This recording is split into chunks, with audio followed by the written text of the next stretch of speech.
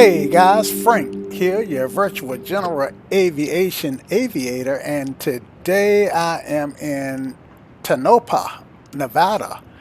I'm in the Stationair 206 by Thranda, and it is my plan today to take a group of, let's see, four passengers and my co-pilot with me. So I've got a total of six souls on board to Reno, Nevada.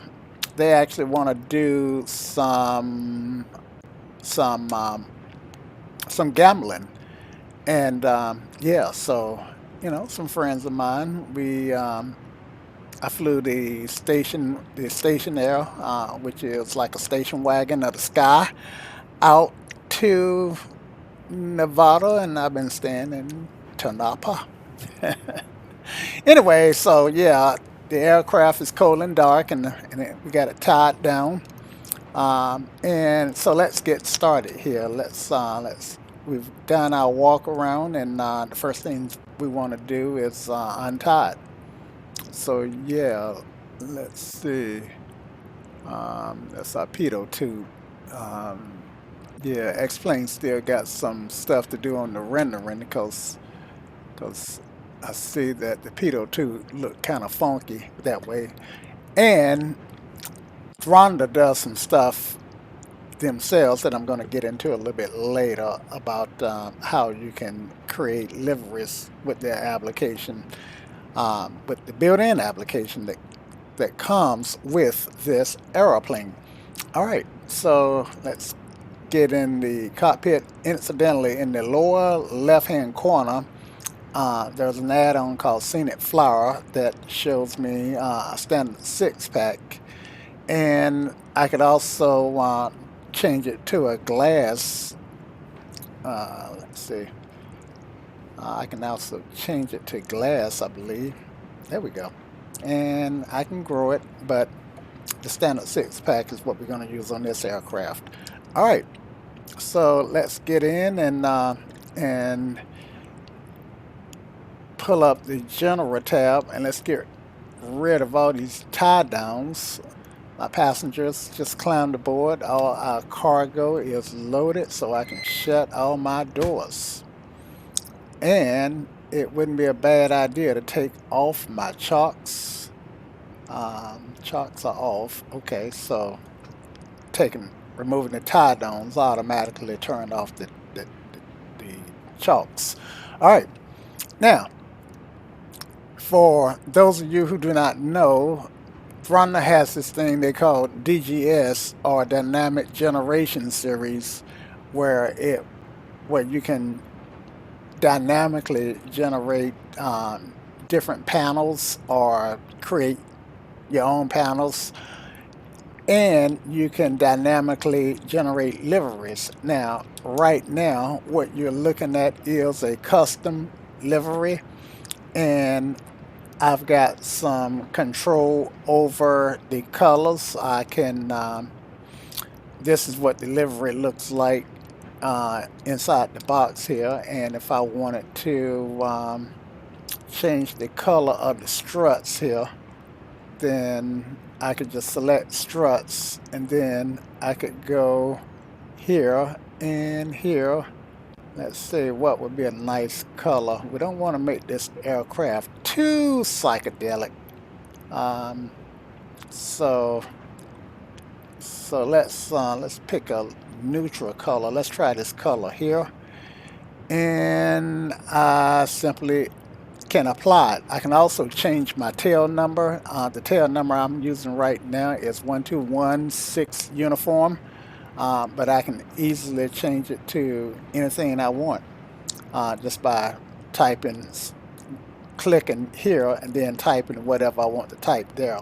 Actually, wouldn't be a bad time to go ahead and change the color of the tail number. Let's pick, yeah, let's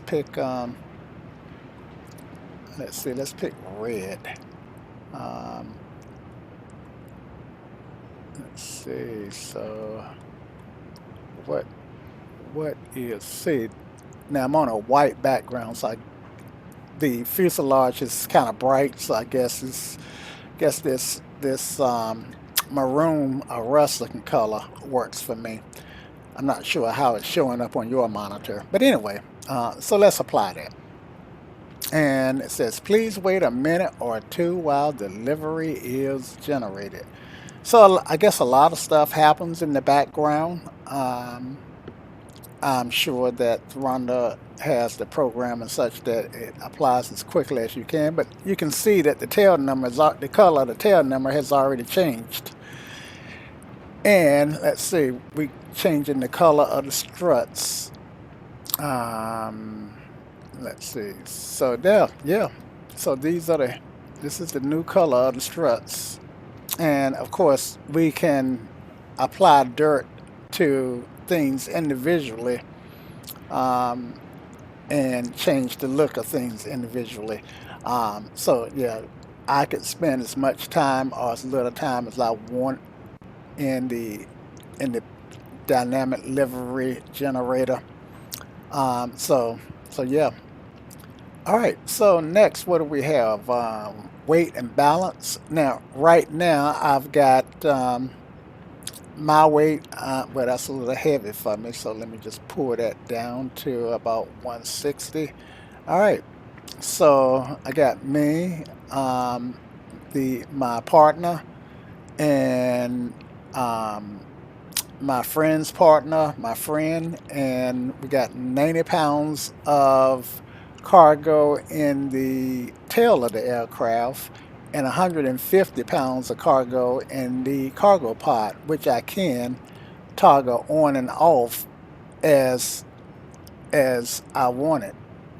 And you can see how that 150 pounds that I got in there is weighing the aircraft down. Um, but um, but yeah, I'm gonna leave my 150 pounds there because we're taking a lot of stuff there. We subscribe to the school of thought: better to need it and not, better to have it and not need it than to need it and not have it. All right, and if you look and see, you can see that I am still in my envelope for weight and balance. So this is my envelope here. Um, Assuming that you can see my cursor. And let's see. So yeah. And let me just make this zero, and you can see. Well, I doubled it, but you can see how 300 pounds would put me outside the envelope for weight and balance.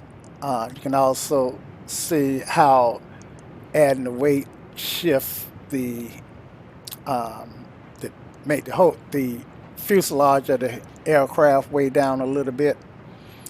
So let's go back to my 150, and the same happens no matter where I change the weight. It adjusts accordingly. All right, camera. Thranda provides some default views so that correspond to my number pad, and I am going to leave what they have.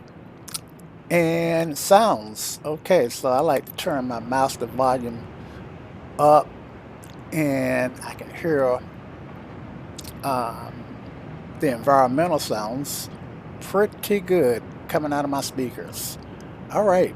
And yeah, so the exterior sounds, I'm gonna turn those way down. So when I do an outside view, when I'm in the air, then I'm not blowing your ears off.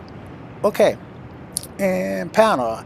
This is another part of the DGS Dynamic Generations series, and I am using, let's see, actually, let me jump in the cockpit to go through the GS. So I know I want to use panel preset 6, which has the GTN. So I'm just gonna cycle through these guys really quickly. That's 3, 4. See, it has the Aspen glass panel. 5, and then it adds the GTN, but I want to use steam gauges in the GTN 750. Let's see, I go down to 6. Okay, so I got 6. So I got my standard 6-pack. Well, it's not my standard 6-pack because my head and I can choose a more traditional heading indicator if I wanted to. The one that's usually found in the Cessna 172 if I wanted to, but I'm not going to spend any time changing stuff around. If I did want to change stuff around, then I could let me turn the yoke off. I could take this and pull it up here, and take this one, pull it over here, take this one, drop it right here, and boom, there you go. Just that simple. And turn it off, and you can see how simple it was to switch places with these two instruments. So yeah. All right, and then dropping down one more time, miscellaneous. I can add skis. Let me jump outside so you can see the skis are on it now. I can add wheel fairings. Yeah, did you see it? It likes to dance. It almost danced when I put those wheel fairings on. Right now, I've got regular tires on it. With the fairings, I have to have regular tires, but I can take the fairings off, and now I can add Tundra tires, which is my preference. If I was gonna be going to if I was doing some backcountry flying, then I would put these mud flaps on, and of course, if you look at the windows, I think right now, do I have? Let's see. I got the flap windows on, and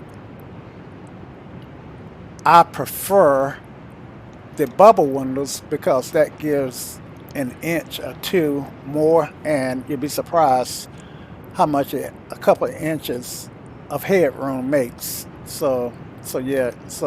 If you let's see, if I turn this way, maybe you can see the bubble windows pop out a little. And let's see, go back to regular windows. So yeah, it's subtle, but that inch or two makes a difference. All right, and let's see. So palette. Now this is new. Let's see. I think. Let's see if I can see the palette. Okay, so I don't see the palette, so I'm gonna turn so I can. Looks like I can do some stuff with the palette. I've never really used this portion of the sim before, so I'm not sure what that does. I thought maybe it might toggle the palette on and off. Palettes, but yeah, I'm not really sure. But it was on by default, so I am going to leave it on. All right, so quick glance around the cockpit. You can see the nice texturing, the modeling that Thranda has put into this aircraft. Yeah, so it's a nice aircraft from a different era. It was back when smoking was normal, so it comes with ashtrays for both the pilot and the co-pilot. The co-pilot, or the front seat passenger, and the cockpit. All right, so let's get rid of that. Let's turn our yoke on. You can see what the yoke looks like. And this aircraft was made back when station wagons were in vogue. So Cessna consider this aircraft the station wagon of the air, hence the name Stationair. All right, so let's get this flight underway. Now, it does come with a checklist, and I am not really going to go through the checklist because I don't want to get bogged down. I don't want this video to be 3 hours long. All right, so pre-flight is pretty much done. Everything is off, and cold and dark fuel is on. All right, so pre-flight, still in pre-flight. All the covers are moved, and I'm just kind of glancing through it. I'm not really doing a thorough pre-flight, but you can to increase the immersion when you fly this aircraft. All right, so before starting engine, pre-flight inspection is complete. Seat belts, shoulder harness, adjust and lock. Brakes, test and set. All right, so yeah, let's test the brakes. Yep, they are working and they are set. Okay, cowl flaps, make sure that they are open, and they are. This is my cowl flaps here. And avionics, power switch needs to be off, and it is. All right, and I flip it on just to verify, and master switch can come on. Got 2 master buses, and fuel selector should be on the fullest tank, or the fuller tank. And this is my fuel, and I've got just a little bit more fuel in my left tank than I do in my right tank. So the long part points to the position, and I've got my left tank selected. All right, circuit breakers are all in, and they are modeled, so it is important that you give it a glance. Now my mags are hot, so let me just turn those off, because you know, leaving the mags hot and a gust of wind can actually start the aircraft. So yeah, we don't want to do that. All right, so let's get the engine started. Mixture rich, prop high RPM.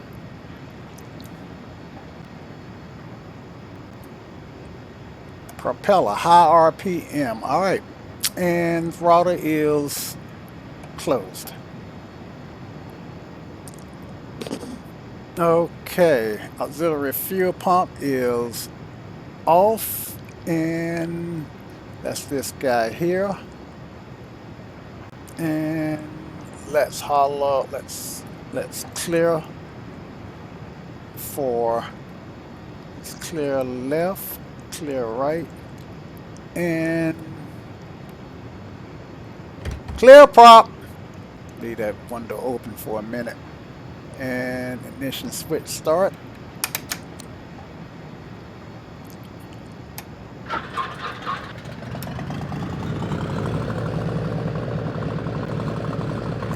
Check my oil.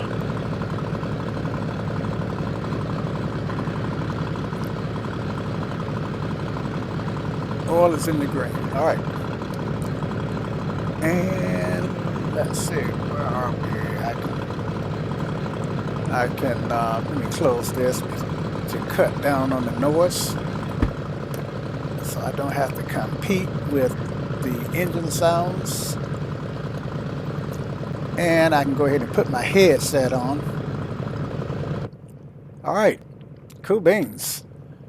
And let's see, and okay, that's done. Oil pressure is checked, and beacon should have went on before I started the engine, but that's okay. I did clear.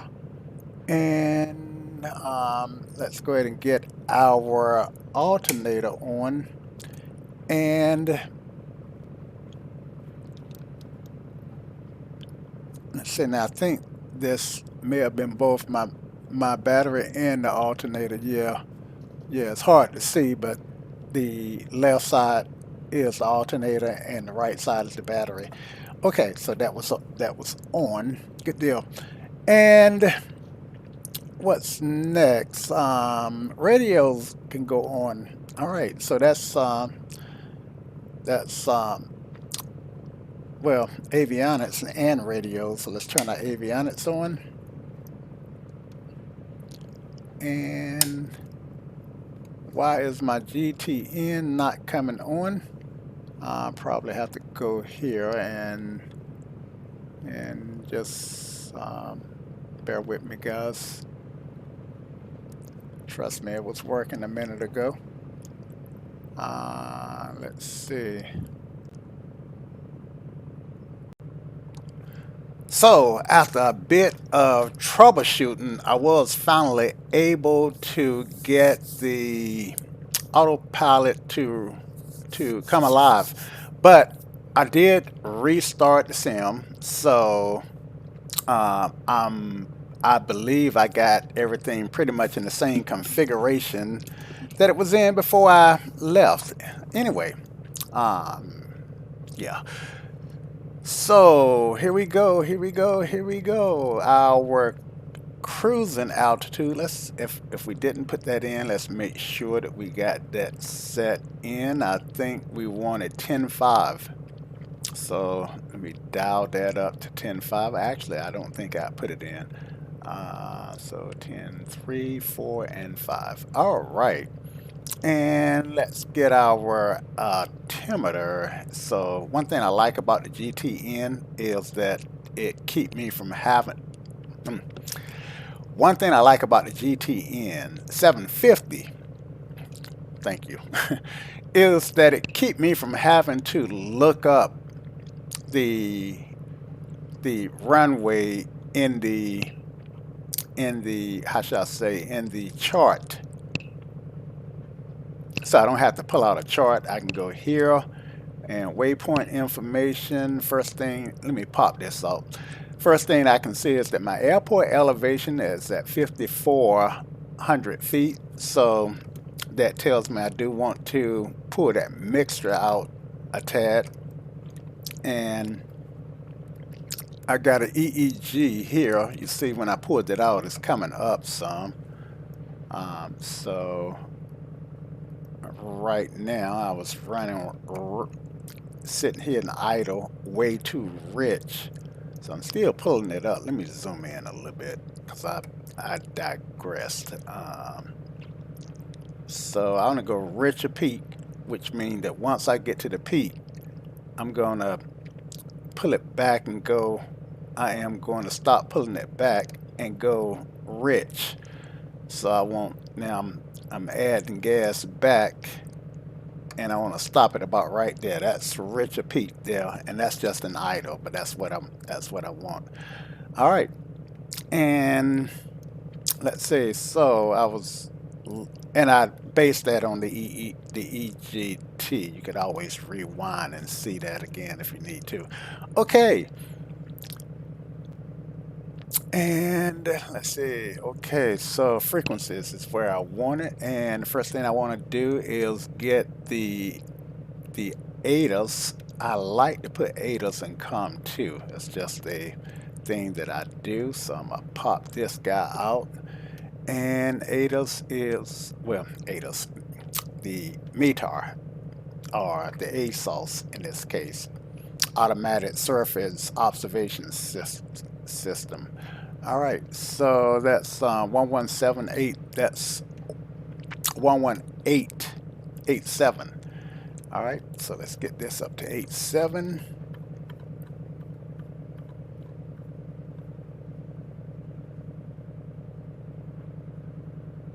And 118. Should have went forward, right? All right, and let's pop that in. All right, so now we got that in, and while I'm here, I might as well tune my comms. We want Unicom, so let's, and watch this, guys. Watch this. So I can click here, Boom! It's right there in standby. Isn't that sweet? And flip it in. And for backup, I guess I'll put it on approach, which in this case would be approach and departure. But yeah, liking that, right? And so that's the power of the GTN. Now, let me digress for a second. I have been flying the citation longitude and Microsoft Flight Sim with the updates from Working Title. A lot of you guys may not know who Working Title is or what, but anyway, I don't want to digress. All right. So with that said, the G5, the longitude uses the G5000, and because I've been using the the GTN 750, then the G5000 looks really familiar. The biggest difference is I've got two um, CDUs to to program to get everything set up. One CDU is exclusively for the MFD, and the other CDU is specifically for the PFD. So they actually split them up, and because they're split up, obviously they got more functionality than the GTN 750. Hope all that makes sense. Anyway, that's my story, and I'm sticking to that. Okay, so back. All right, so yeah, I've got that set. Now I can listen to my ADA, so let's get rid of this guy. And I don't know if I had put in my flight plan earlier before.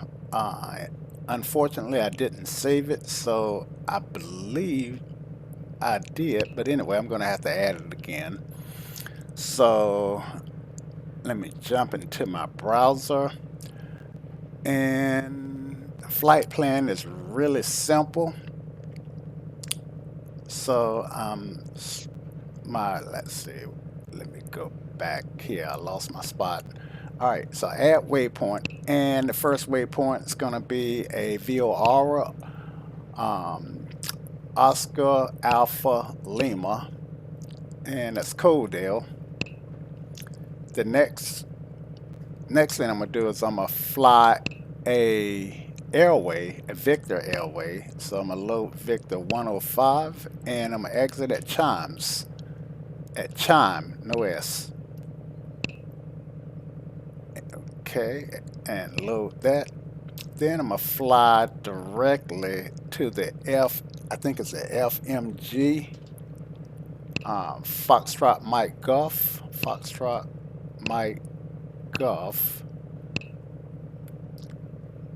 15 nautical miles from CHIME, basically. So yeah, that's the right one. And then direct to my destination, which is Reno, Kilo, Romeo, November, Oscar. Reno Tahoe International. Okay. These guys want to do some gambling, so got to get them up there. Let me pop this back in. And yeah, so I should have a plan to fly now. I want to bring my map up. That hold for map. Okay, there's my map. All right, and I can see where I'm at on the field. All right, so I got runway 15, and the reciprocal of 15 is, I don't want to do the math, 23. So how easy is it to add 18 to 15? Well, actually, adding 18 to 15 does not give me 23. So I would actually have to subtract. Let's see. Anyway, I said I wasn't going to do the math, so I'm not. All All right. One thing that early flyers, actually aviators without a lot of computing power back in the day, had to be really good at math, and that's something that that I didn't know for a long, long time, but I know now. Okay, so what's next? What is next? Let's pull out all the way out and kind of look at our flight plan, make sure it looks like it makes sense, and let me pop that out for you. So, so we're gonna fly to this view aura, and then we're gonna kind of follow the valley up to Reno. Uh, as you can see right now, I got a lot of red, so I got a lot of peaks in my path, and that's one thing that I want to make sure that I'm able to deal with. Now we are in the mountains, so originally I was gonna fly with the pod on and fly with a heavy plane, but since we are in the mountains, I decided to forego the pod. So and I decided to take the pod off, weight and balance. So here, let's see, cargo pod on and off, and that that lightens the plane by 150 feet, 150 pounds. And let's see, I didn't need the mud flaps on, so take those off. I think that's pretty much the configuration that I was in earlier. All right, so let's get started here. Let's get this flight going. Let's get back in the cockpit here and get rid of this guy. And let's get focused back into our airport so we can see how to get to whatever runway we need to get to based on the winds. All right, so let's listen to COM 2. Automated weather observation, Tonopah. Wind 150 degrees at 7 knots. Visibility more than 10 miles. Sky clear. Temperature -7. Dew point -12. Altimeter 2962. 2962. All right, so winds were, let me turn that off. Winds were 150 at 7. All right, so we're going to use runway 15. That's a no-brainer, isn't it? All right, so let's see. I think we are actually pop that open. Yeah, so we'll just take alpha to 15, go straight out. Boy, this GTN make situational awareness really good. Okay, altimeter was 2962. So let's get that dialed in to 962. Pretty low pressure there. And the field elevation was 5,400. We are within 75 pounds of 75 pounds. 75 feet of what we expect, so that works out. And yeah, let's see this. I don't see a backup altimeter on the co-pilot side, so yeah, we're good. All right, and let's get this taxi started. All right, so taxi lights on, and taxi lights on. All right. All right, here we go, here we go, here we go. So it looks like I get one light with taxi and two with landing. So I think when I want to use my landing, I want to burn both my taxi and landing lights. All right, so I didn't clear to make sure nothing was out there. All right, here we go. And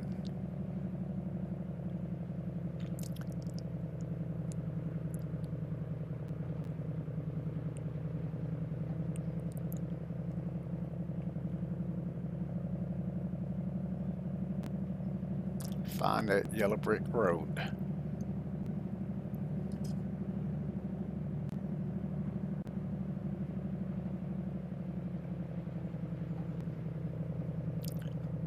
And normally I would have done a run up right where I was at.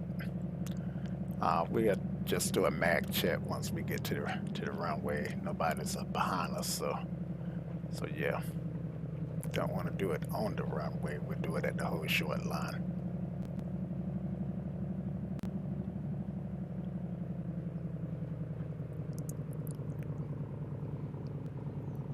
And I know I'm running off the yellow brick road, doing that on purpose, because what I want to do is once I get to the whole short line, I want to point the aircraft inward so I don't blow FOD and debris down the taxiway. Just a courtesy thing. Okay, so let me get turned. Yeah, there we go. All right. And set the brake. And just do a mag check.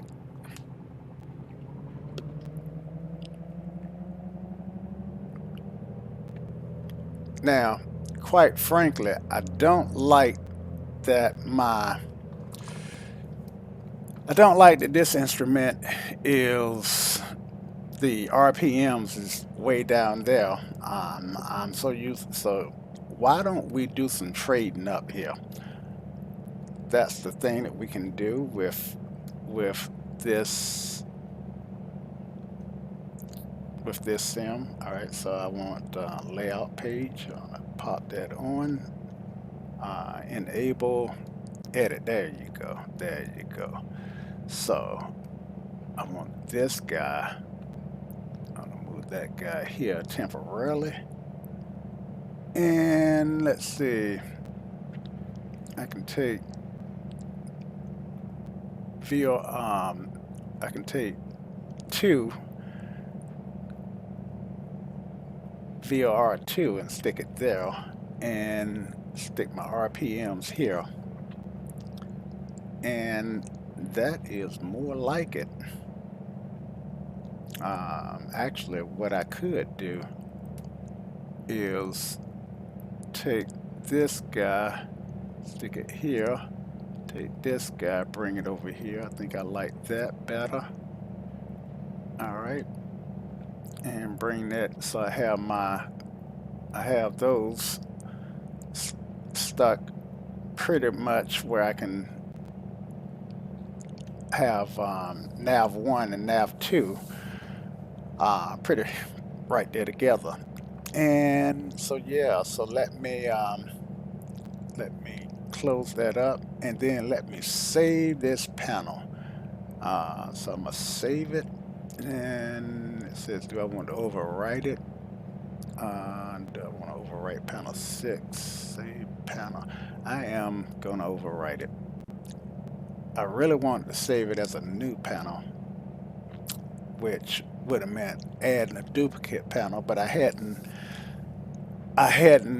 chosen that before I made the edit, and I didn't want to change up anything. Actually, I should have took this guy and moved it my EGT where I can see it. You know, it's kind of look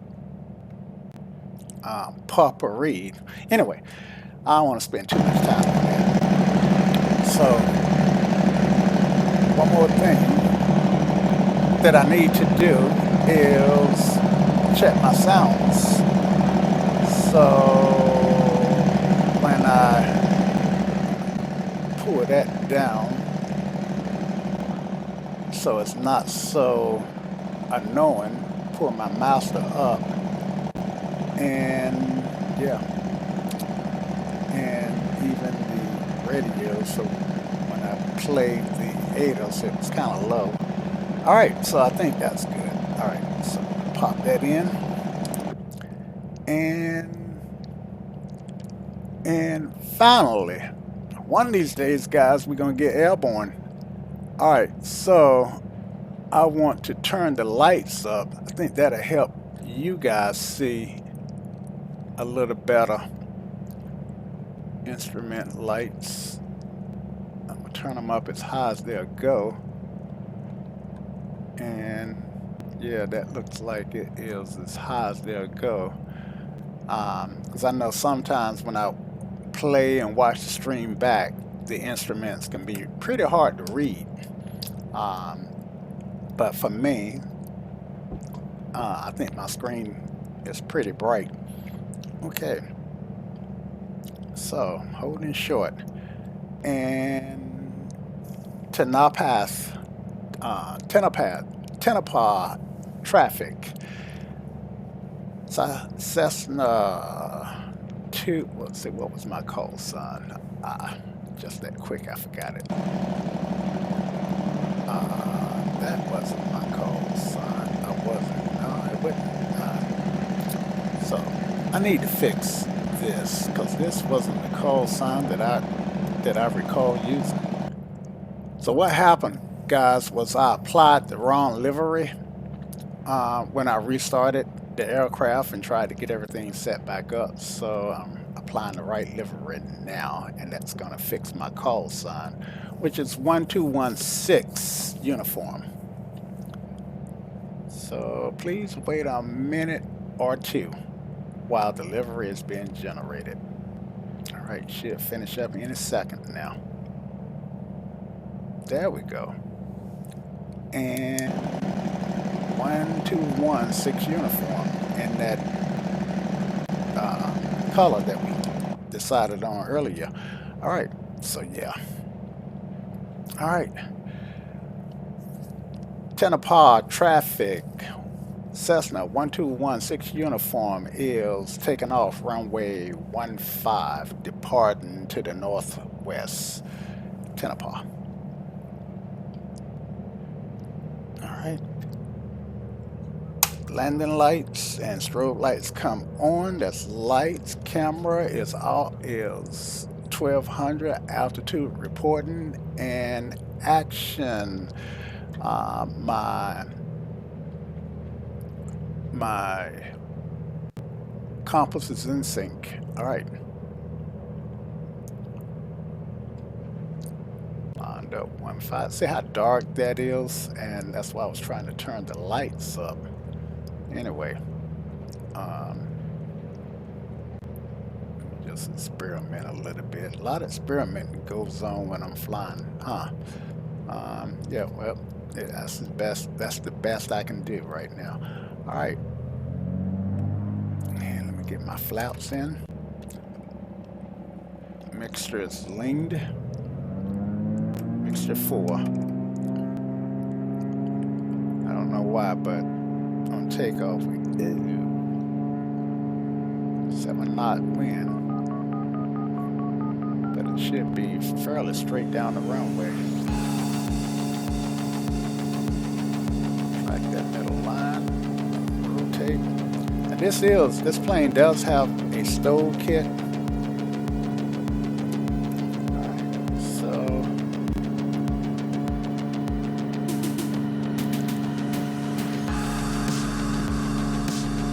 that's me on the rudder still. And let me see if I can send this out a little.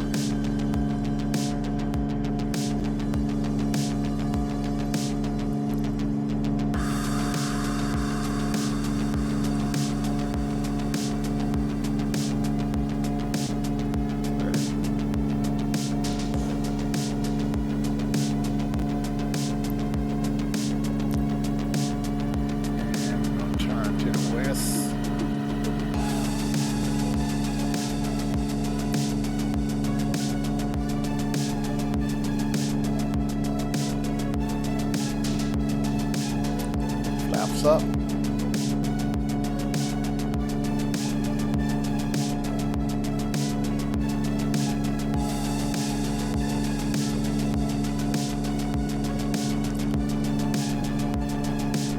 And we are looking good. Need to step on that ball a little bit.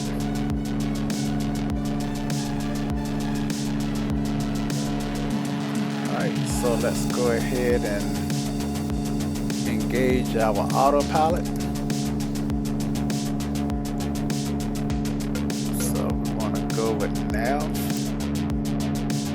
and vertical speed, and 700 feet a minute works for us. And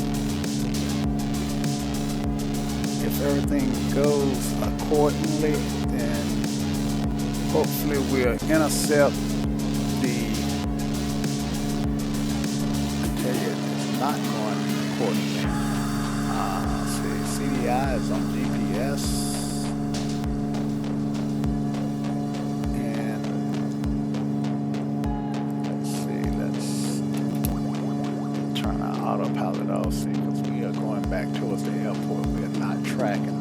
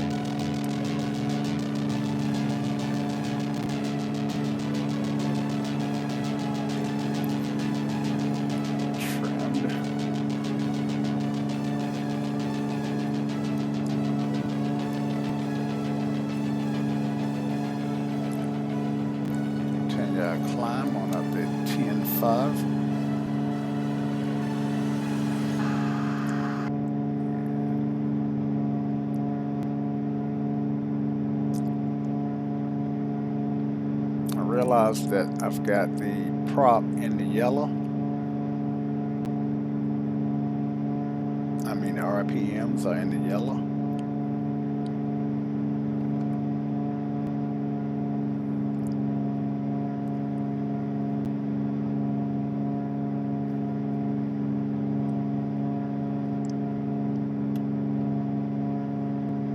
Now, as you guys know, the air gets thinner as we climb. Let's get our landing light and taxi light off. So yeah, 8.5, I don't think it's high enough to clear everything that we need to clear. So zoom out here.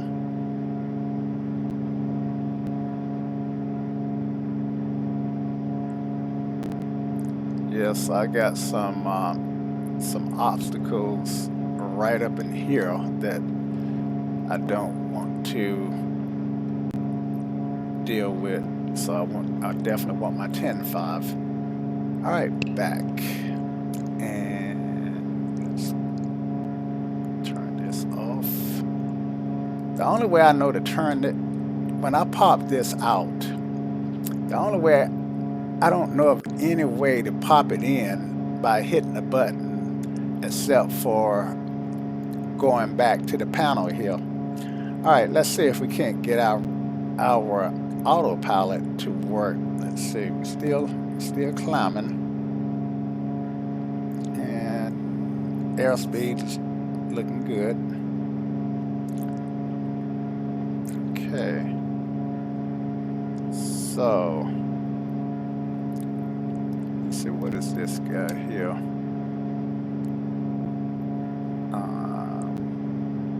Okay, volume's on the radio. Okay, so that's, yeah. Keep an eye on our path. Now, we do have some wind, so it's blowing us around. So if we constantly keep making the correction to get to stay where we want to stay. All right, so let's go back to autopilot. Let's see. Now we got this guy on GPS, which is what we want. All right, and flight plan. Let's look at our flight plan, and we should be going direct to Codell. Go ahead and put 10.5 here. Well, it doesn't have, this doesn't use VNAV. I don't think VNAV capability is gonna work, but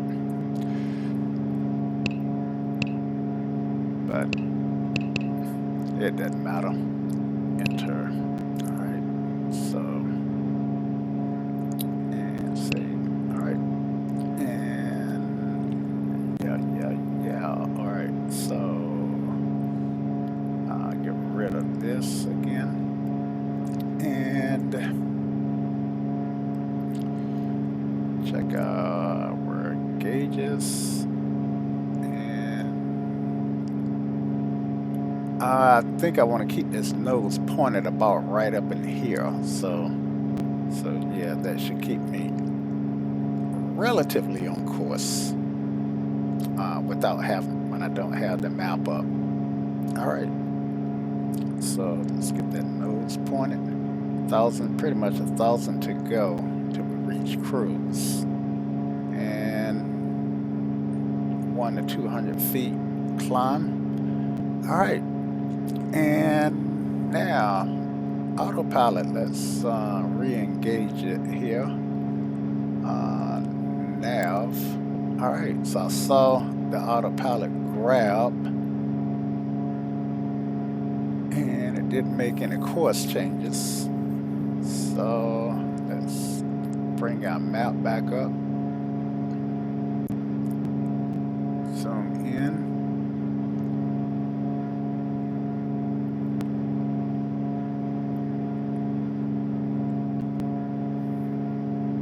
Got EGT.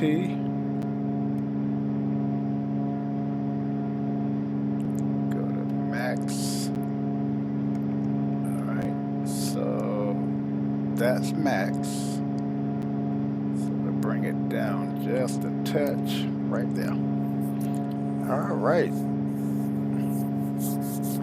Got the engine sounds muted because I got my headsets on. And let's do a flyby here.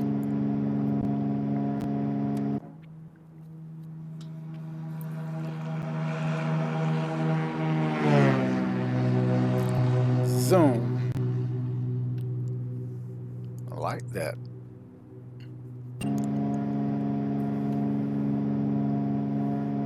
All right, flaps are up, landing lights are off. All right, and let's check our fuel quantity. So we got to manage these fuel tanks manually. I think I can fly on the left tank just another few minutes. So yeah, we'll hold that for another few minutes. Okay. Still climbing here. Less than 500 to go.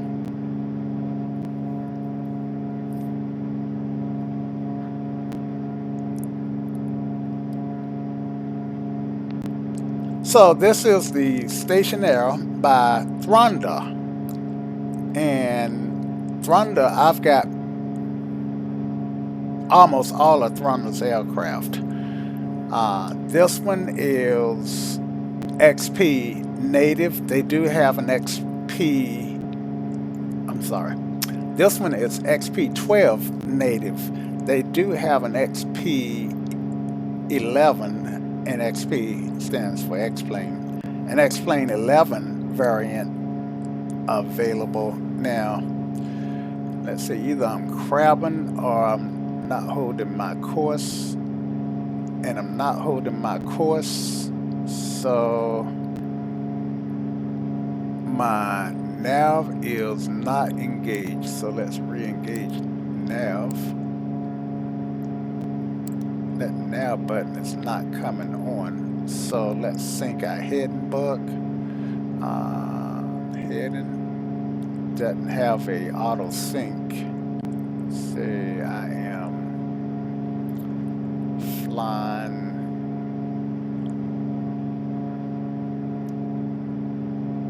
on my desired course is 252. So 25. Let's fly that head there.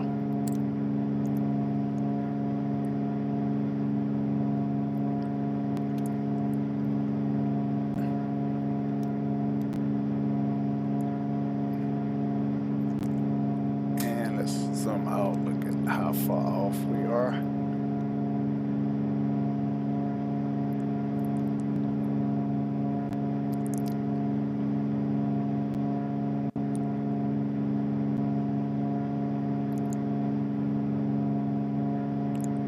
So I'm not sure why the nav is not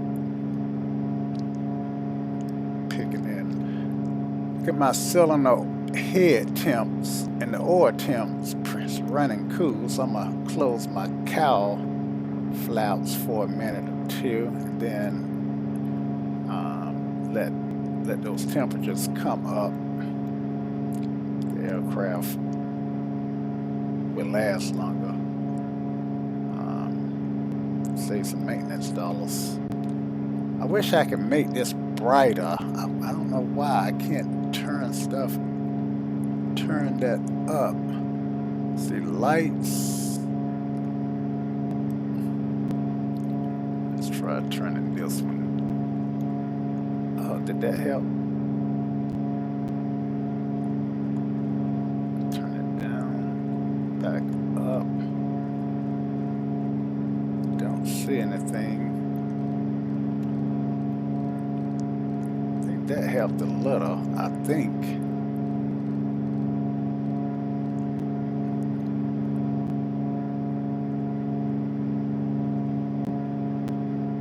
I got two knobs that I can turn, and this knob should be flood, and this knob here should be my panel.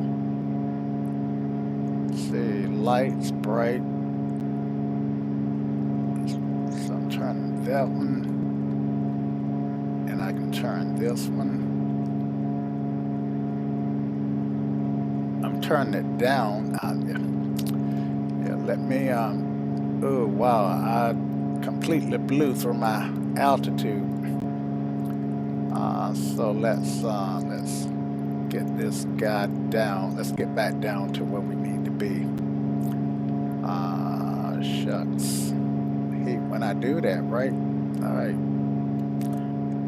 Vertical speed.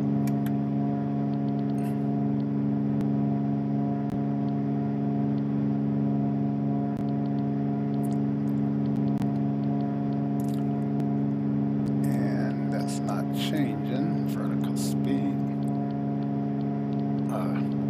Changing the altitude.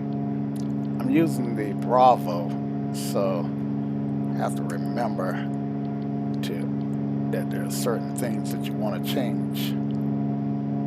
All right, and actually I'll take the speed on this 500 foot descent, and now I can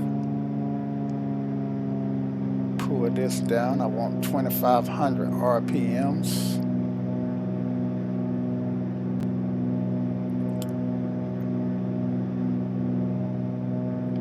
Manifold pressure. Let's see. I've got some charts on what that should be. Let me adjust my heading. So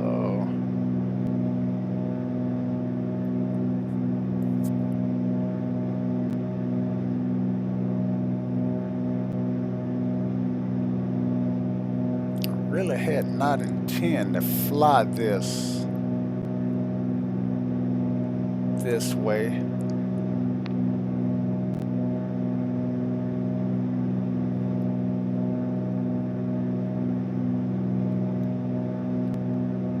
All right.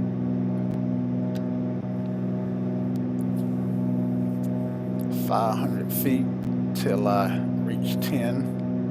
5. So I'm gonna capture it manually by clicking the Alt button here. Clicking here. And it's coming up. Nose is coming up.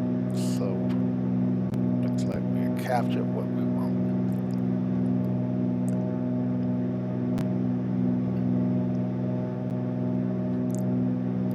So it could be that the autopilot may not be fully compatible with the GTN, and since Thranda does so much work because of the panel, then you know that could be the case. All right, my temperatures look good, so I'm gonna adjust the cowl flaps just a little. Make sure we don't overheat. Oil pressure look good, temps look good. So I am going to go ahead and change fuel tanks. So find my fuel pump and turn that fuel pump on. And change tank. So I want the right tank now. And fuel pump can come off.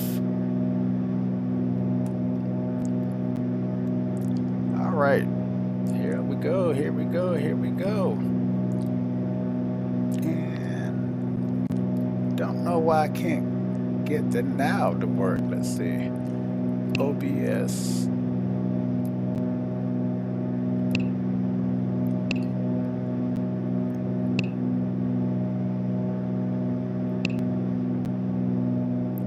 All right, so let's try it now.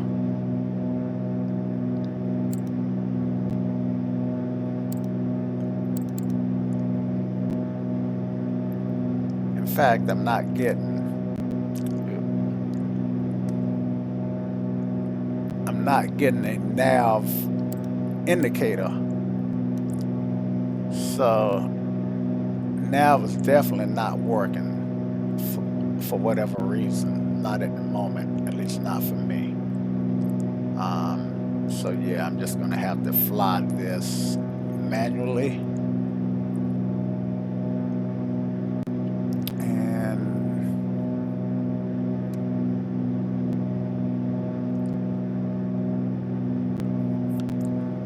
Making that turn back on course. I think the rule is when you fly IFR, they give you, I think,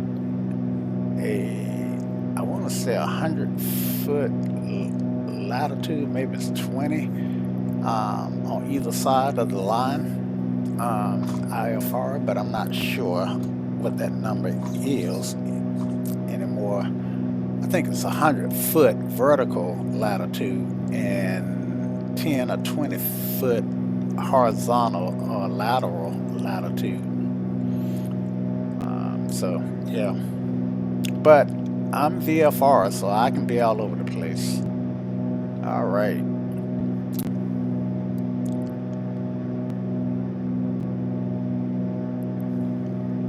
So let me take a moment to say this. Yesterday, Microsoft Flight Simulator had some problems with one of their servers, so a lot of people could not get into the sim. I never tried. As you guys know, I'm basically a big. Let's see now. I'm not following my course here. Why is that? Give me a second, and I'll circle back to that though. Let's see now. Do I have? Oh, you know. Let's see. Let's go to my plan, and now I should be flying. Let me try this. Activate leg. Okay. And now let me try doing the nav. Yeah, nav just ain't working. All right, so but maybe what I'm learning is I can line my head bug with this guy. Let's see, so that's 3, 2.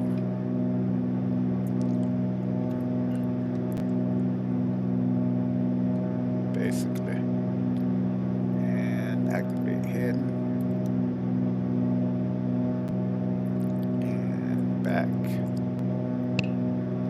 map.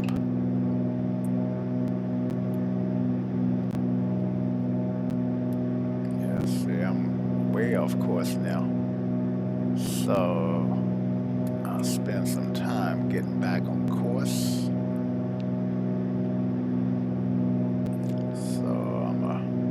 Intercept. We'll fly this intercept.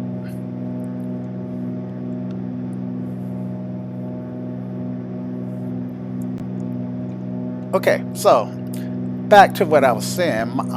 Yeah, Microsoft servers, one of their servers were down, so a lot of people in the United States couldn't get on, and so from time to time, will tune into Twitch, and there were some guys who were flying X-Plane because they couldn't fly Microsoft Flight Sim. They couldn't even load the sim up, and it was surprising. These guys have such disdain for X-Plane that they were the whole time. I'm not going to call any name, but both of them consistently, one worse than the other, was bashing X-Plane. And I'm saying to myself, you know, you bashing X-Plane and you can't even load Microsoft Flight Sim, but you know, and they find the most nitpicky stuff to bash, you know, with all the issues that Microsoft have. They go, I mean, you know, if they run into an issue with Microsoft, it's like, oh, yeah, we'll take care of that later, no big deal. One guy was like, I'm flying a Cessna 172 and there's no float. You know, why is it not floating? Blah, blah, blah, you know, and I just don't get it. I mean, I get that X-Plane and Microsoft are different sims. And while X-Plane is my sim of choice, I do try to enjoy Microsoft Flight Sim. I really do enjoy the scenery, even though I think a lot of times there are too many trees. But I really do try to enjoy the scenery. And the flight modeling, while a little different, I never complain about it. But yeah, what I do complain about with Microsoft Flight Sim, and one of the reasons that have kept me from making the jump to that sim, is setting up the sim. There's the hat button does not work the way that I want it to work 304 here in Microsoft Flight Sim. at least not for me. So, and when I zoom in, like so, I have the dickens of a time zooming out. And the other thing that I don't like about Microsoft Flight Sim for me, and I'm not bashing it. I'm just telling you what one of the things that make it not my sim of choice is when I'm sitting in my seat, say like this, all everything on the panel becomes blurry, and I don't like that.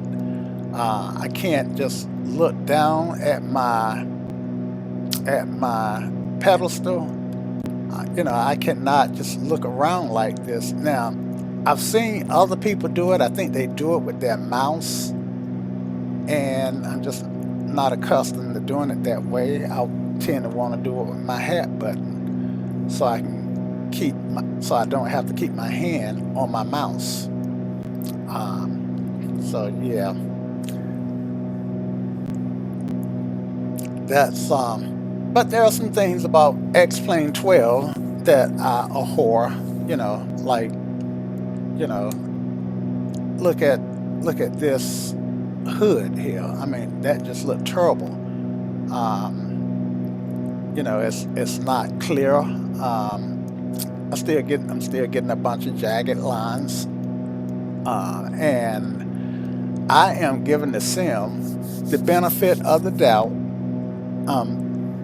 Thinking that Laminar is working hard to resolve the issues that it has. One complaint that I do have with Laminar is Laminar Research, the maker of X-Plane, is that when I follow some of the devs and they ask Microsoft Laminar Research for some stuff to help them develop their payware or even freeware. I don't know if the freeware people actually have actually anything. From what I've heard, a lot of times Laminar Research has been kind of unresponsive. So, yeah, I think they need to work on being somewhat more responsive to the requests of their developers. But I know that they got their hands full. Now, one thing that I've always pointed out is Microsoft have hundreds of developers working on its project. So they've got, at last count, I think they had over 400 people working on the sim in some capacity or another. And that include making aircraft and improving scenery and whatnot. X-Plane, by contrast, has maybe 30. I know that they were hiring a few additional developers, probably 5, 10, so maybe 40 at at at best. And so you got this Goliath that's has well, let's just suffice it to say that Laminar Research only have a tenth of the resources, the human resources working on the sim. So yeah, I give them a little bit more latitude. Now, let's face it, Microsoft Flight Sim did light a match up under X-Plane because for a long time they were just cruising. They was like, well, we got 11.5 out and it's stable, and so yeah, I'm you know, we'll just tweak it around the edges and not really trying to push the envelope. And now, with this fire burning up under Laminar Research, they are trying to push the envelope now, which lo and behold, they should have been doing all along. So competition is good. Competition is wonderful. Yeah, so okay, I've got some things to check on, so I will be right back.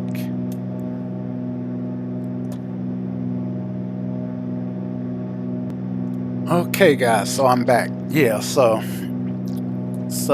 to continue with that thought, I was talking about Microsoft, and then I morphed into something else, and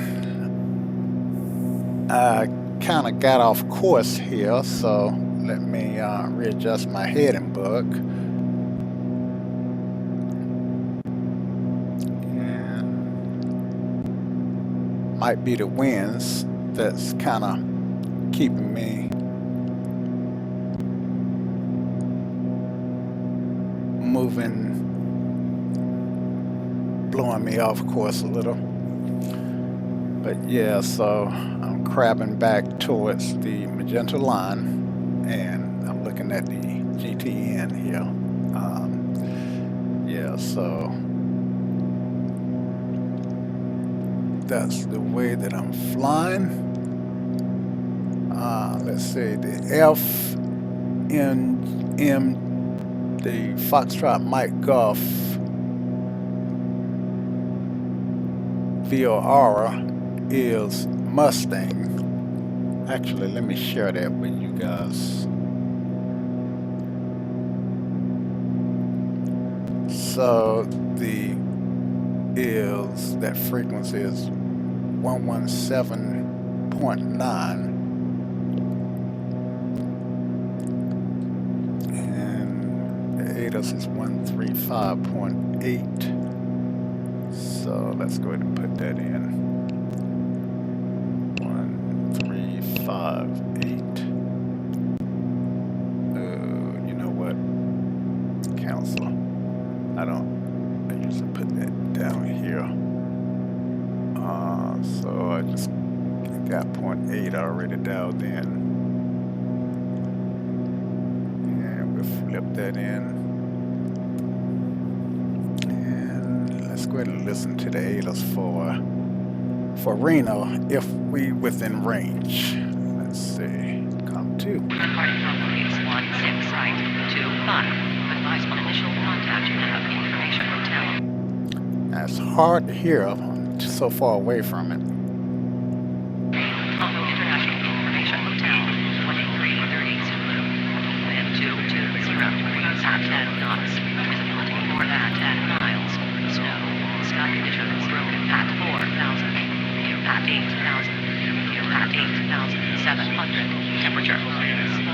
Dew point minus 11. Altimeter 2959. Arriving from 816 right.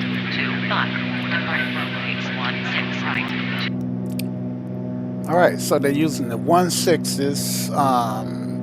The winds are 220 at 10, altimeter 29.59, and they got snow. So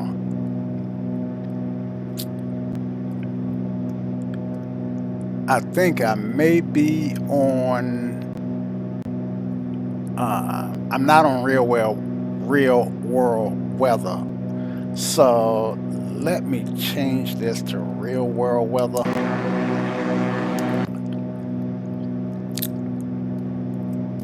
And let's go weather, customize down. Oh yeah, I am on real world weather. How about that? I didn't realize it. Okay. And we can turn that guy off.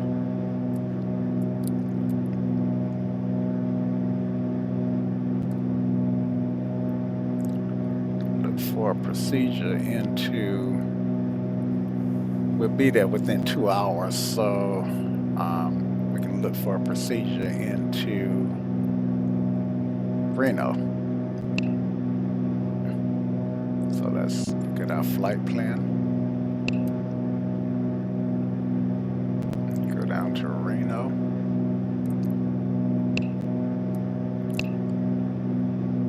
And let's see what procedures we can find. We won't do an arrival. Actually, we VFR, so we just do an approach. And 16R X and Y and an ILS. Since it's snowing, we'll go ahead and do an ILS approach. So,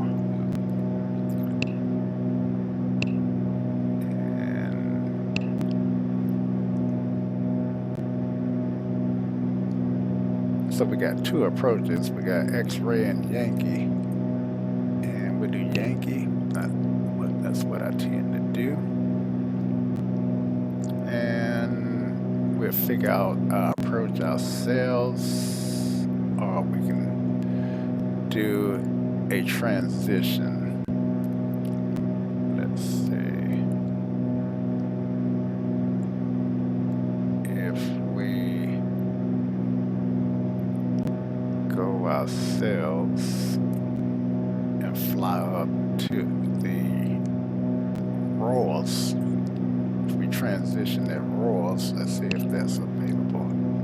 Well, yeah, we just do vectors because we would have to go way up here to Liberty, and for such a slow airplane, that's a lot of extra flying. So yeah, we do vectors. Okay, so we'll just load that for the time being. And once we get, let's see, we got Waller here.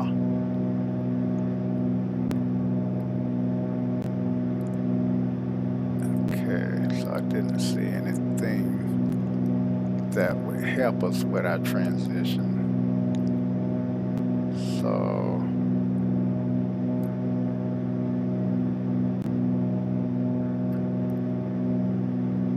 okay, so let's pull up a chart. Get up a chart for this.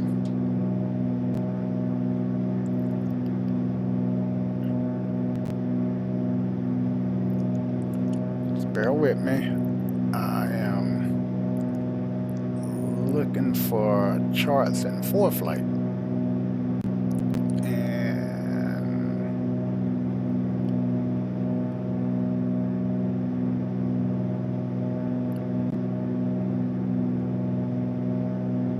So in reality, runway 16, actually they got, let's see, let me check something, guys.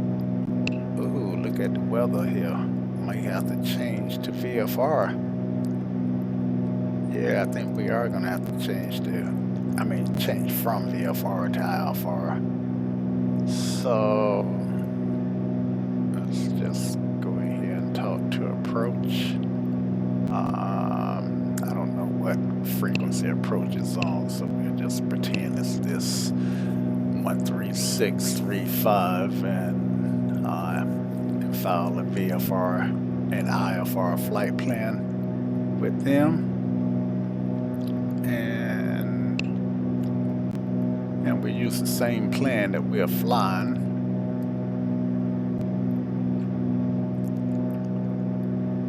Okay. Yeah. So they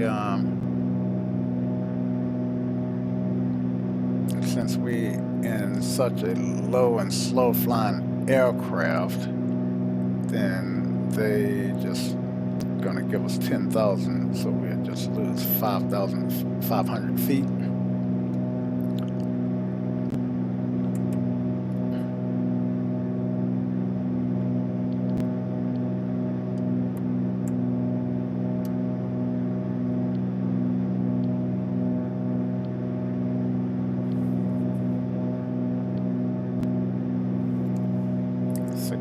Foot a minute descent. I think that's 600. It's hard for me to read it. Yep, 600. All right, and yeah, so we got that in. So yeah, we'll make that happen. Oh yeah, and I still want to pull up a chart. All right, so get rid of that. Get back on my map.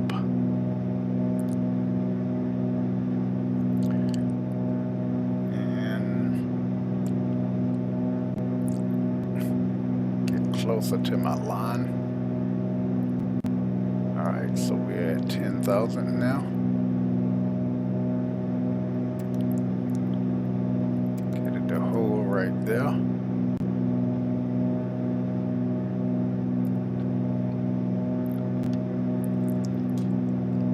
Oh, sorry about that, guys. Let me do this. Yeah, that's better.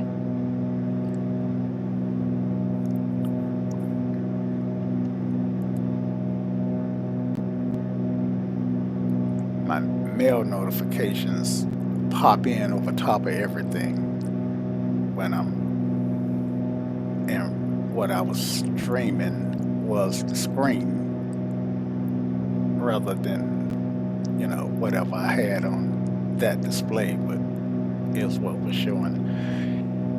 Anyhow, I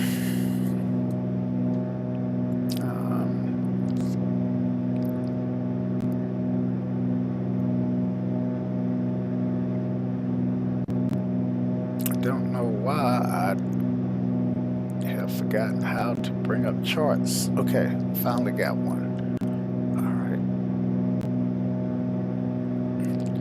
right. So I know this is really hard for you to see. So we've got left and right. That's what I was going to check on. We do have twin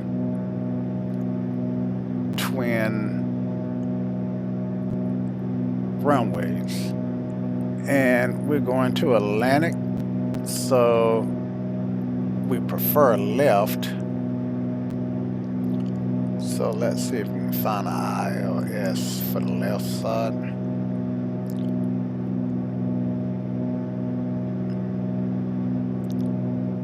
And they only got the ILS set up for the right side. I can do an RNAV to the left, so I guess we are going to have to cross. Okay, so yeah. 17 right. All right, and first thing that we are gonna do is get our radio nav tuned. Pop that out, and 110.9 is the frequency that we want. Pop that in. All right, and we're good. And we'll do the same here. It's already in for us, so GTE put that already has taken care of that, but there's no reason why we wouldn't want to make it active. So let's make it active. All right, and yeah, and I can pop that back in. Okay, so yeah, and now I can bring my chart back. So missed approach is climb to 6,300, climbing left to 11 direct. Let's say now this right here may have some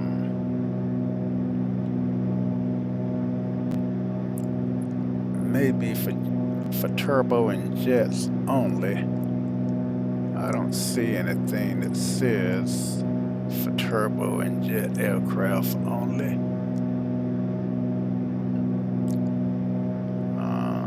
So minimal is going to be 591 or 5,915 feet.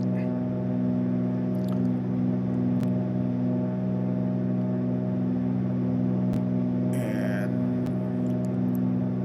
not sure how to read these categories.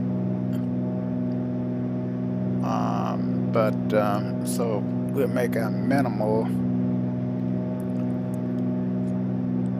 6,000.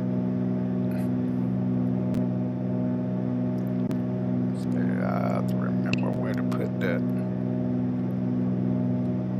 Pop that out. It's not there. Utilities. Flight timer. VNL is enabled. Let's try procedures. I didn't think it was under procedures. I didn't think it was here. Ooh, way off, way off. Let me fix this. Let's see. Get back to my map.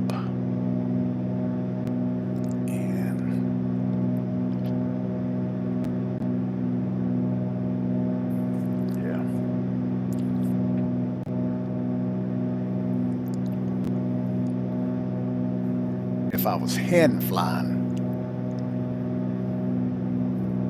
I would do a lot better job staying on course.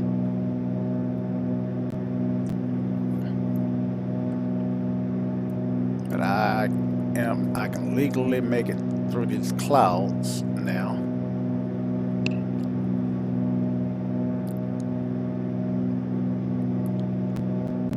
All right.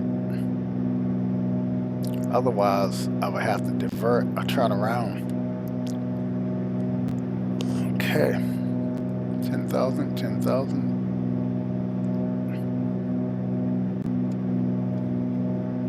Strobes on.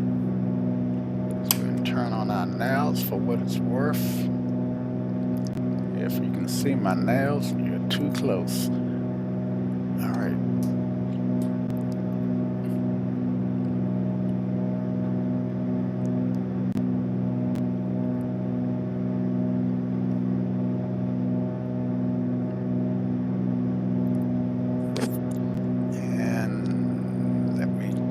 Back on course.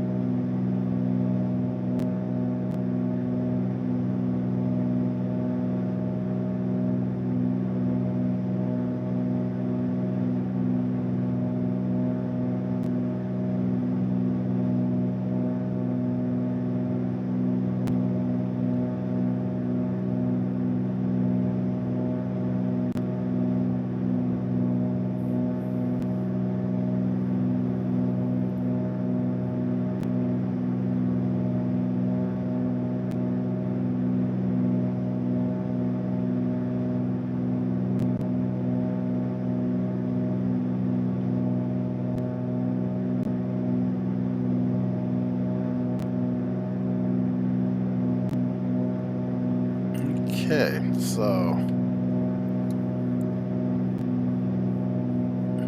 feel like I'm lined up pretty good at this point. Do have a little crab, and let's see. You know what? I didn't consider, guys. I did not consider icing, and I cannot fly into icing conditions. What is the outside temperature? I should have an outside temperature gauge somewhere. And that is one of the things about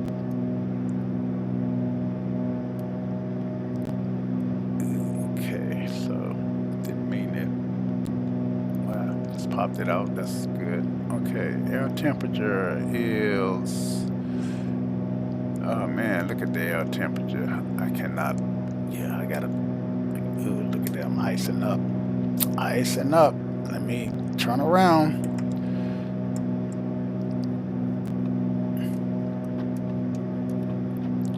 Get out of here quickly, quickly. And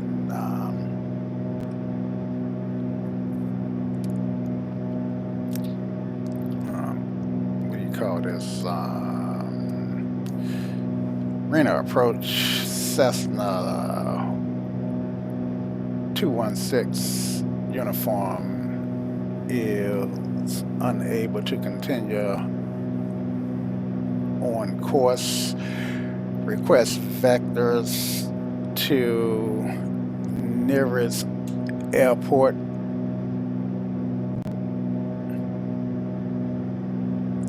So shucks, that sucks, guys. I should have. And fly and maintain. Safe. Let me see what I want to do here.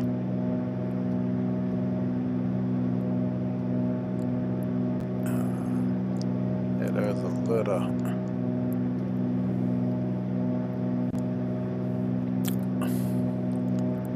Roger, Hawthorne works out fine. We'll fly to Hawthorne and landing for landing.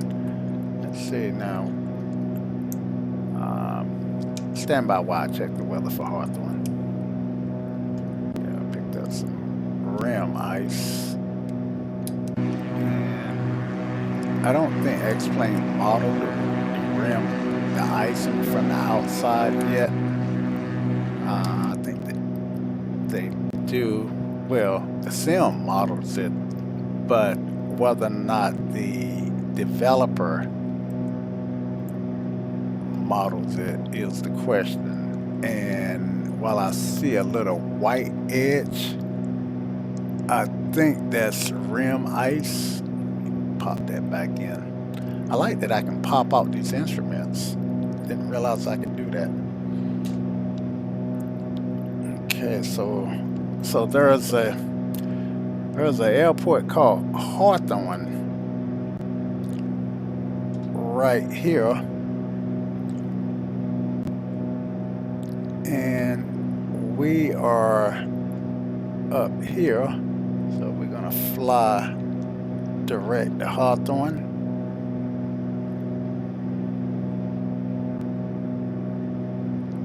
Does that work for you guys?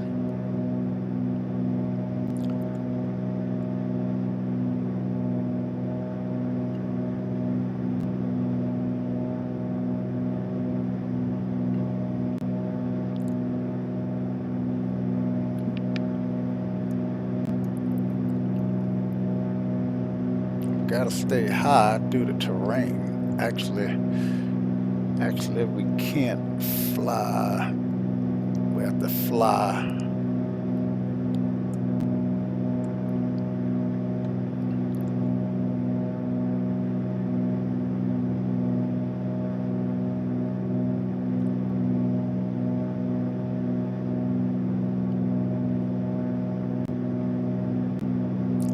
The weather really got bad on us.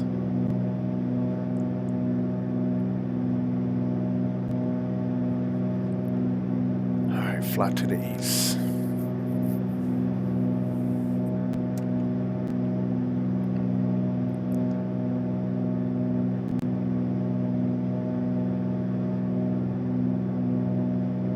Now we are 500 feet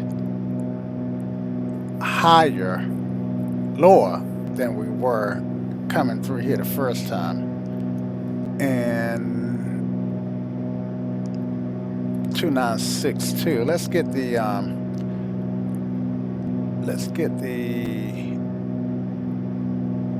in real life at this point, ATC would be giving me vectors to help me get there. And I don't have that luxury at the moment.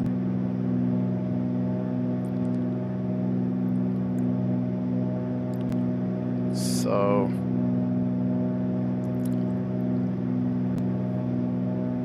and I'm in all of these clouds. I can't descend, can't climb out of them.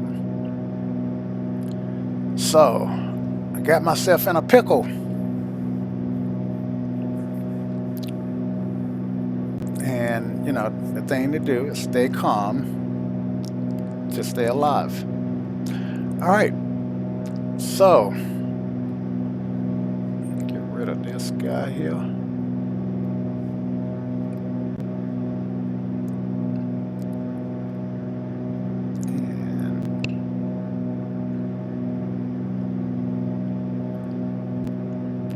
So Hawthorne is just on the other side of this lake.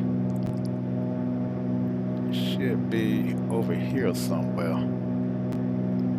And let's see, back. And what we want to do back is go to the flight plan and do a direct to Hawthorne, which is Kilo HTN, Kilo Hotel Tango Hotel. Direct to nearest airport. That didn't work out the way I wanted to. Direct to nearest airport. There we go. Hawthorne, 16 nautical miles. And we activate that. It's not flying GPS, but once we get over this lake, then we can go direct. Actually, looking out the window, we can go direct now. So Hawthorne, let's get some information on Hawthorne.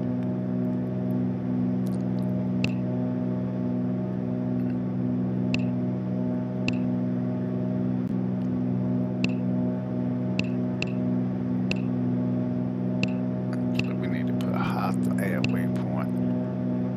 Kilo HTH. Yeah, there we go. And Hawthorne. Waypoint information. Elevation is 4,200 feet, so pattern is going to be 5,200 feet. And I was hoping to get some information on the runway itself. Runway, we got runway, let's see, we got runway 10 and 28 and 3 and 33. 3 and 3. Let's see. So let's get a weather AWAS for this airport. Put it in COM 1 so I can hear it now.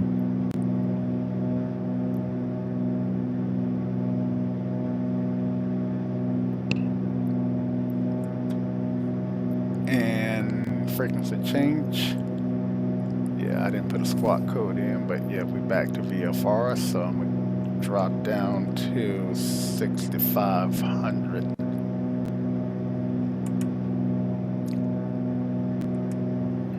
East is odd, so 5,500. Yeah, we do 5,500. And this is just a reference for me.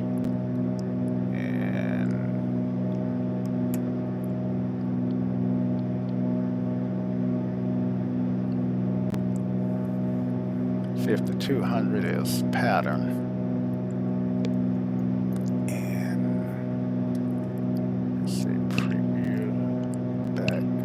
get back out to our map. Yeah, so I am turn to the west here.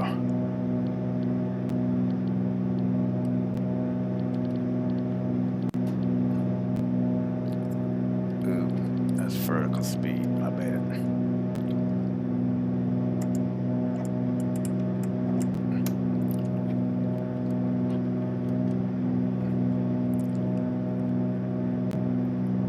Get over that water.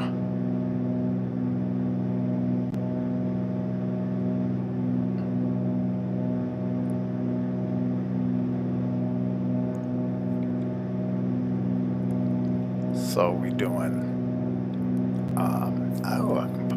it's nice to be able to pop that out. So I'm descending at 600 feet a minute. And there's Hawthorne. And no, that's not Hawthorne. That's a road.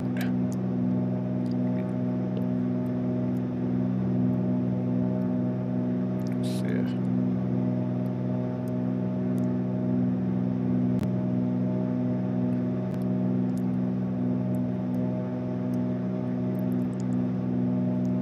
I'm gonna slow down a tad.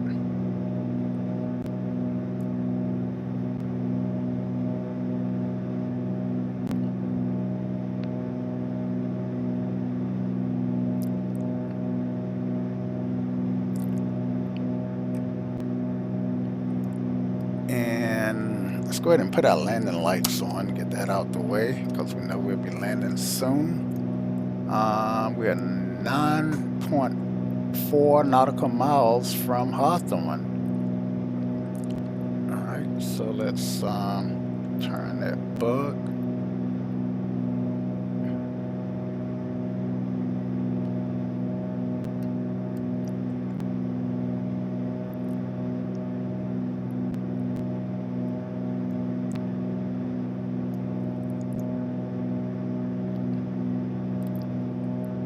And the questioning really is, let's see, now take out some more, because I am going to need to increase my descent quite a bit.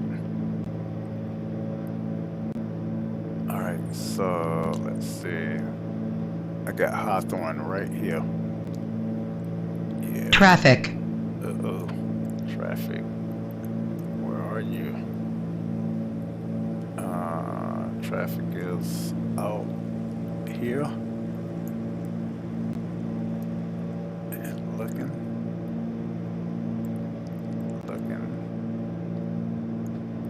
Don't seem to be a threat.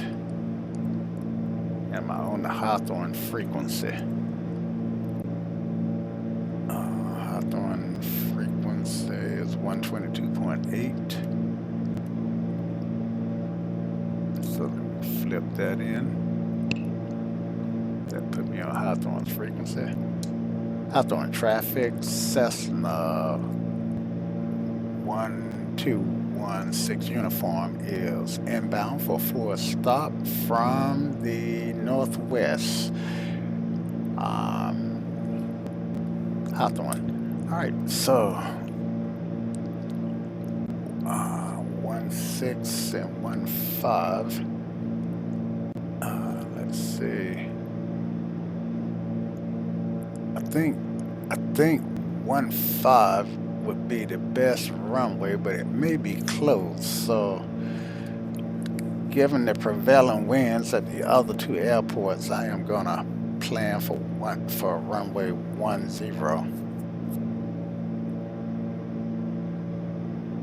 Okay. So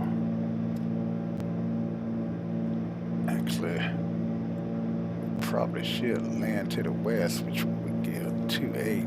Let's do 28.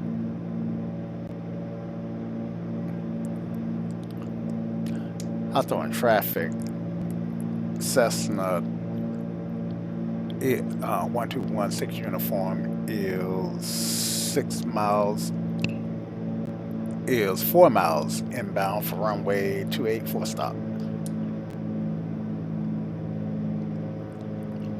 Alright, so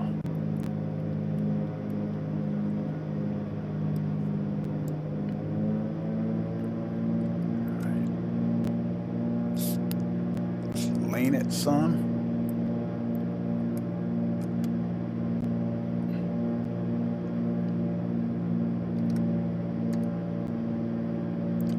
Leaned, and let's do glumps, gas.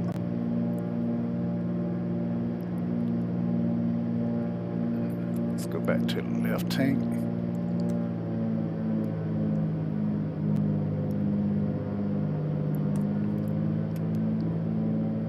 And let's see, I want the airplane. So we're inbound for runway 15.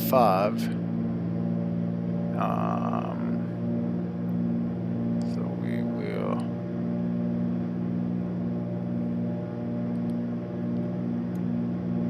line up for do a base turn here. Hawthorne traffic, Skyhawk, not Skyhawk, but Stationair Cessna is inbound runway 28 for stop. And that's a poor call, but I do know I want to do a downwind. And 5200 was pattern. I'm at I can't get an ATIS for this aircraft, for this not ATIS but a meter. I can't get a weather report. Alright, mixture for rich. And we do left traffic.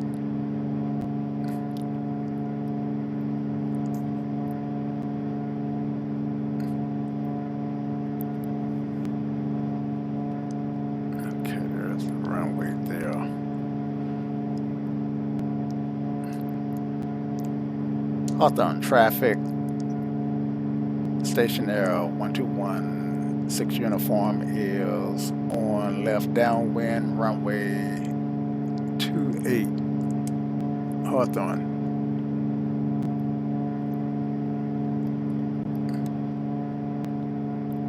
Get rid of this guy here. And let's see, let's trimmed up here. Pretty high here at the moment.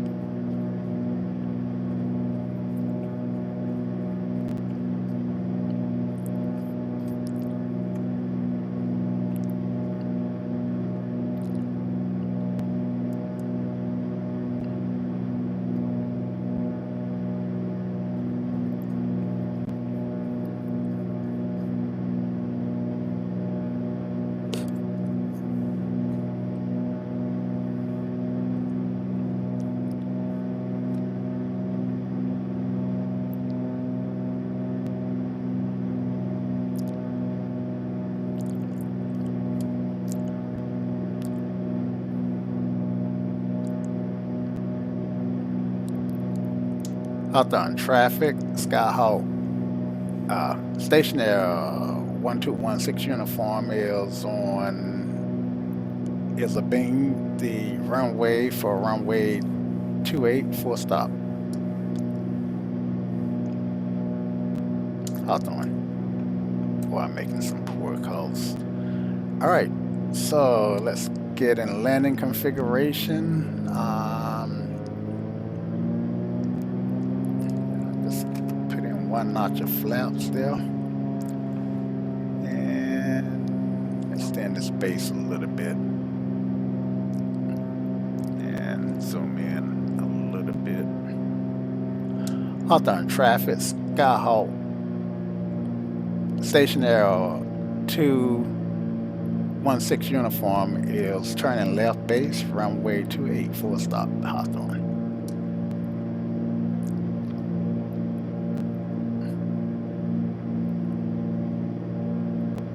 Alright, let's look out the window. Hawthorne traffic, Skyhawk, Stationair 6 uniform is on short final, runway 28, full stop. Alright, so let's see if we can make this happen here. A little high here, so we'll slip just a touch.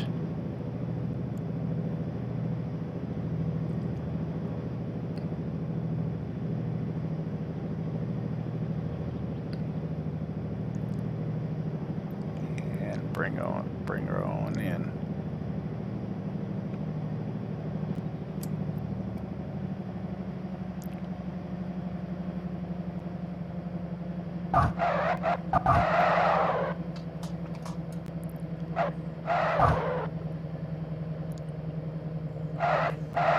So this is the woes of aviation. Sometimes you just can't get to where you want to go. So we didn't make it to Reno, but the weather just won't hearing it today. So yeah.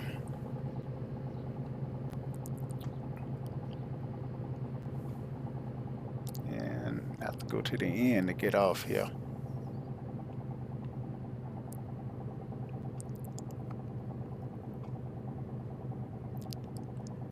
All right.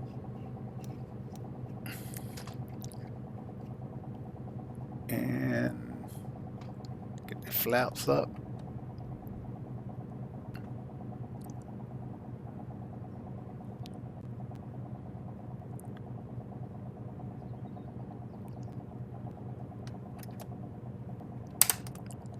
Strobes and landing lights can go off. Hawthorne traffic, Stationair 6 uniform is clear of the runway, Hawthorne. All right.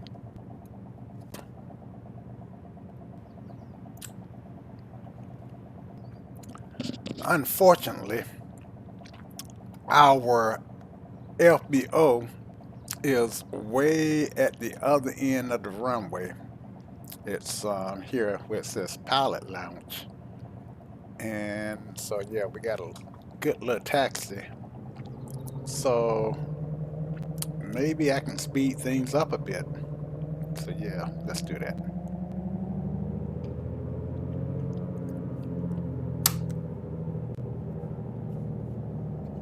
Taxi light on.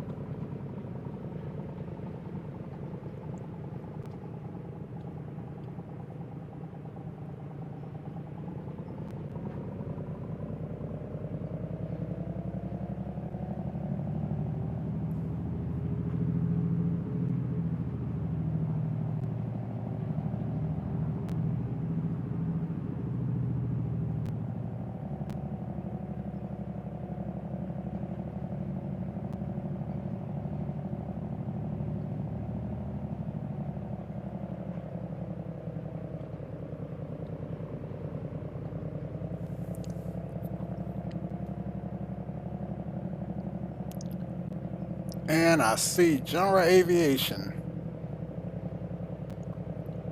Cool. Alright, let me lean it. Get the EGT in. Those cows engine. I should have closed those cow flaps. Close them all the way right quick. And actually, they're making a difference now. That need to be closed now. But yeah. And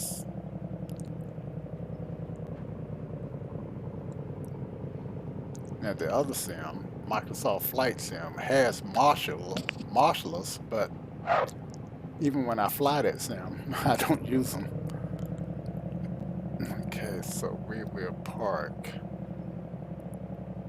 beside. I don't like parking between jet aircraft because the space is always smaller than it looks.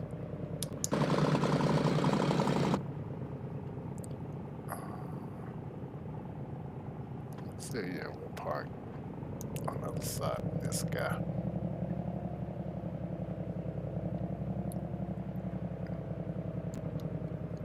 Right here.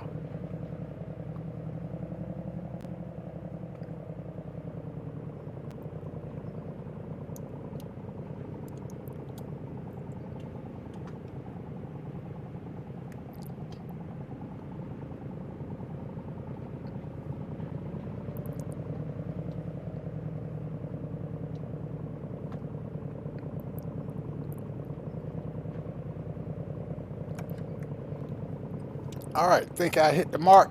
Let's see. Well, not perfect, but I'll take it. All right, taxi light can go off. And brakes can come on. And we'll use Slim to shut down, which is Slim. Oh, shucks. What does the S stand for? For some reason, the word signal is stuck in my mind. Switches. So, switches. Now lights can go off. The only light on the switch on is beacon. Ling.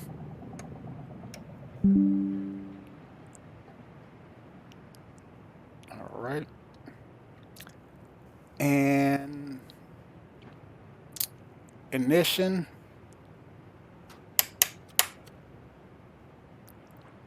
And master.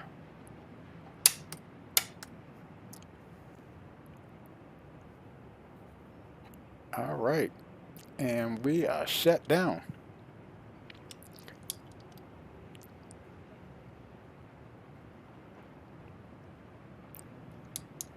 So, guys, I hope you enjoyed the flight. I'm not, well, I was going to say I'm not going to do the instant replay on the landing. Usually, I should do the instant replay before I shut the aircraft down. But let's just take a peek and see if we can see what that landing looked like.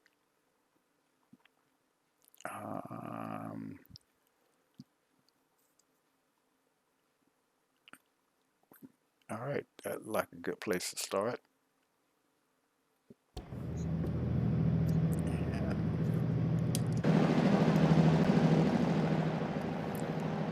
Okay, so this one actually went back, turned everything back on, so that's good. Runway. The float there. Not bad, not bad. All right, so cool. That's good enough. Okay, guys, so until next time. Y'all come back now. Cheers.